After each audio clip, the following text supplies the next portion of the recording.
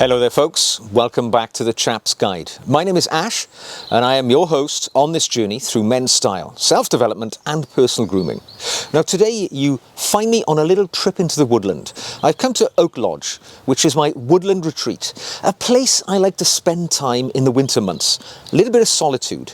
I use my time here to look back over the events of the summer and the spring, and I reflect and see where I'm going forwards into the winter. And actually, a little bit philosophical today, I've been up here making notes, thinking about the summer and the spring of my lifetime. Because I'm 54, I'm at the midpoint of my 50s.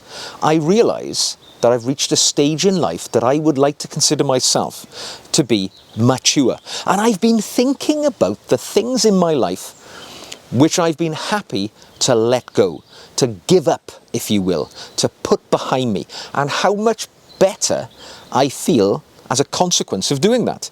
Because, you know, when you're younger, many of the personality traits which you exhibit and you enjoy living through, well, as you get a little older and a little wiser, they become far less palatable. And you realise that as you get more polish on your life, some things you've been doing, you should have given up years ago. So, today I'm going to tell you of the things which I have given up and how they have improved my life immeasurably up to this point. Now, the first thing which I'll share with you, which I have been more than happy to give up as I have grown older, is chasing the validation of other people. Because you know what, when I was young, when I was coming up on my journey through life, I used to think that material possessions, or even things like my physical appearance, were things which I sought out because I thought that they would gain me the approval of my cohort of peers, the people I would often consider to be my equals in life. I was always looking for approval from others. And as I've got older, I now realise that the things which I thought meant something, you know, if you own a certain thing, a certain brand, a certain item, if you go to a certain place on holiday, if you have a certain type of car, all of these things actually mean very, very little at all in the grand scheme of things. In fact, I see people these days who are desperately striving to be seen as successful by owning certain things, going certain places, trying to achieve a certain level of social status. I actually see it as a little sad. There's actually a word in the dictionary which I really love, which describes these sort of people, and it's parvenu. It absolutely sums that ideology up of the nouveau riche, somebody who's trying to show off and show their validation in the world. Now, I was there, I was that guy. Come from a very blue-collar, one would say, poor background. So for me, having some visible element of my success and being able to demonstrate that to people meant something. Now, though, I realise I was a fool. It meant nothing. These days, I seek the approval of my peers through such simple things as wisdom, integrity, and strength of character. Because I now know that actually the only approval that I need comes from within. I need no validation from any other person on this planet, right? The only validation I need is when I know I have lived and become the best version of myself. So I've given up looking for validation from anybody else because I know it doesn't matter a jot. Now, the next thing I've given up is working for the sake of working, because I'm quite lucky. I worked from the age of 16 and I've worked in jobs which I was able to prepare for my early retirement, put away a fair bit of money in a pension. So I retired, in theory, at the age of 50. And I found myself, nearly 51 years of age, thinking, what am I going to do now? I felt an incredible amount of pressure, social pressure more than anything else, to take another job. Now, I should say I didn't need a job. I had the financial ability to retire at that point. I had no debt, paid off mortgages, and I was in a position to have a happy retirement doing the things that I wanted to do from a relatively young age. But my mind didn't work like that.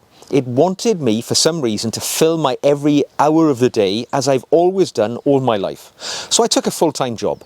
I did that for 2 years. Really didn't enjoy it. It was a job which didn't release my creativity. I was doing a repetitive process, so I resigned from that. Then I took a couple of part-time jobs, thinking that doing a little bit of work here and a little bit of work there, somewhat differently, would keep my mind happy. But I realized then that I was actually selling my time very cheaply. Because when you think about it, we all only have a finite amount of time on this planet. It's really short, and we don't even know how long it's going to be. It could be many decades, it could be very quick ending. You never know. That's the enjoyment of human life. You have to grasp the moment. And I thought to myself, why am I doing this? Why am I working in jobs that I'm not entirely enjoying? When I don't have to, what is it that is driving me to fill my time with employment? So, about 3 weeks ago, I gave up my last salaried job. Now, I work entirely for myself. I still have a couple of jobs. I still do a few different tasks which earn money. I've got a number of different income streams. If you like, I'll cover those in another video to let you know how I keep my head above water whilst having retired at the relatively young age of 54. But I can tell you one thing. Even though I do a number of little jobs occasionally, I have never been happier in my life. Because now I've got no boss. I've got no taskmaster telling me what to do on a daily basis. My time is my own. I diary my activities depending on my mood, how I feel, and how creative I want to be on any given day. So I have to say, this has been an awakening, a renaissance for me. In my middle years, now I realise that for much of my life, I was working for the sake of work, not necessarily to put food on the table and pay the bills. And this period has opened up for me, and I have been happier, I think, than I've ever been before, because I've given up work for the sake of just work. Now, the next thing I've given up is the sins of the flesh. Because I can tell you, right, as a very young fellow, I have always been a very heavy drinker. Or I had been a heavy drinker. I'm not anymore. And there are reasons for that. You know, it was the environment in which I lived, the life choices that I took. Worked in the military, which was very heavy drinking. I come from a very hard drinking, coal mining community in a certain part of the world where, you know, as a 16-year-old, it was kind of a rite of passage to go into a bar and start drinking. And for me, it never stopped. I drank throughout all of my younger years until I was about 43 years of age, when I had a very definite awakening. And I realized that drinking alcohol, as I was contributing very little to my life journey at all. It was making me unhealthy, overweight, and totally unhappy. And I took a sort of vow to myself. It is time to put the booze behind me. And I did. It wasn't necessarily a pleasant experience to stop drinking when it had forged such a large part of my life up to that point.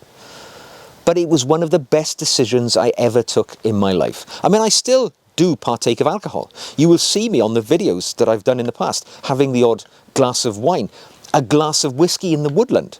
But these days, I only take alcohol on my terms and under very strict circumstances, not in the past, where it was actually a building block of the foundation of my life.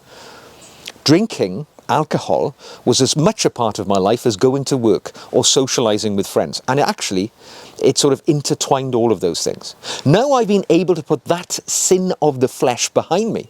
I can tell you that my life has opened up in ways I'd never thought possible. I am healthier, both physically and mentally, and happier. I don't waste money on booze. I don't focus my social life around going to pubs and bars.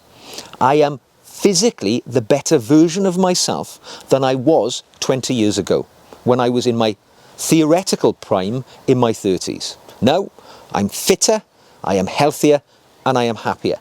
So for me, giving up the sins of the flesh, most notably alcohol, was a massive step forward as I matured.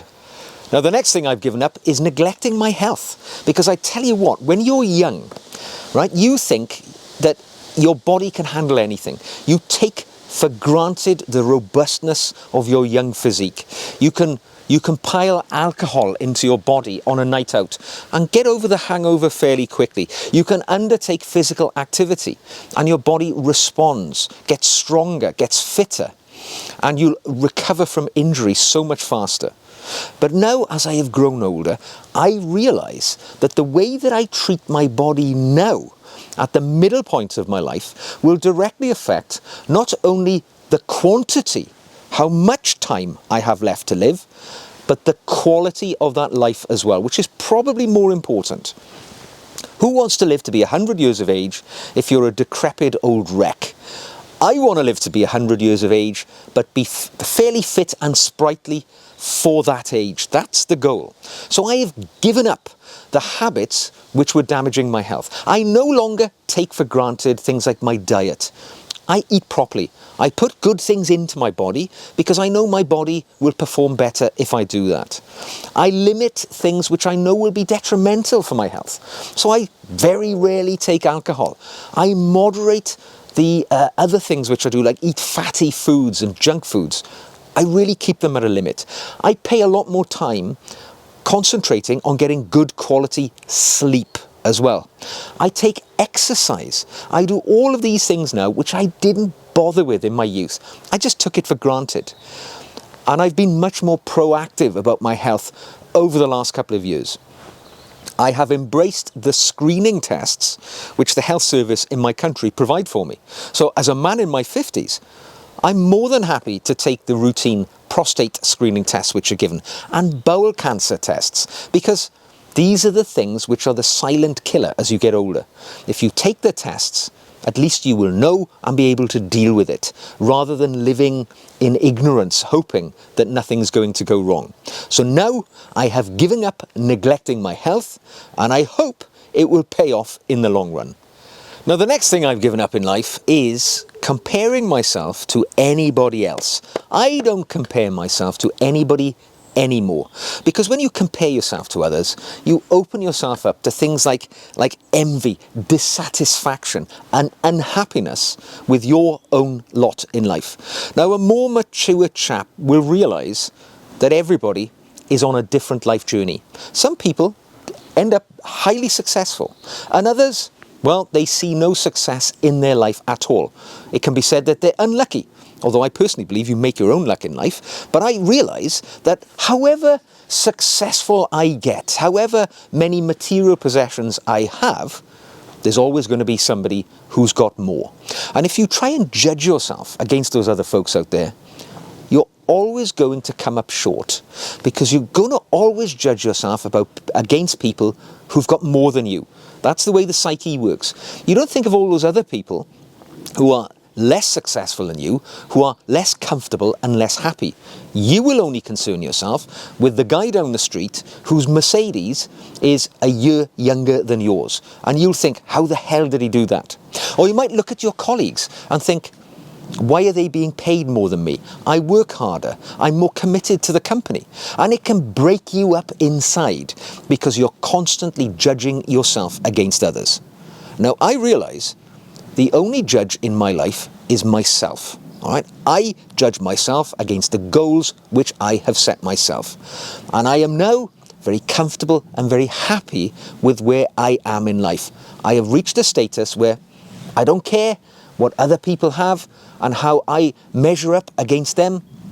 I am happy, and I do not judge myself against anybody else's success, because it doesn't matter to me. Now, the next thing which I've decided to give up, and I gave up only very recently, to be honest, is overcommitting myself to other people. Because it's very easy to overcommit your time to activities, events, even doing favors for other people. And you'll find yourself, there's going to be a myriad of things. You'll find yourself being asked by people because they know you're always going to say yes, even if saying yes is not good for your sort of balance of work life, or your well-being, or your mental health even. You will constantly be doing these time-sucking things because people will ask you. And people, let's be honest, are always asking us to overcommit with the time that we have. Now, I've realised that I have to set my own boundaries around what I'm comfortable doing. There have been times in my life when, in good faith, I was doing things for charities where I was often out 3 evenings a week undertaking charitable endeavours. And actually, I missed many evenings at home with my young family, even if it was just sat on the sofa watching the TV with my son as he was growing up. I missed that because I was overcommitting myself to other activities. Now, you've got to have a little courage doing this, because you're going to disappoint people from time to time. People who you've previously supported and given your time to willingly. They're going to come to you again. And you're going to say, no, I am not able to help you from now on. I've changed the outlook and I'm spending more time with my family. I am investing more time in myself. Put self-care at the beginning of your life journey. Go to the gym. Don't spend that evening doing something else, because going to the gym is going to benefit your physical and your mental health in the future. So don't write off things which are valuable to your self-care to help other people.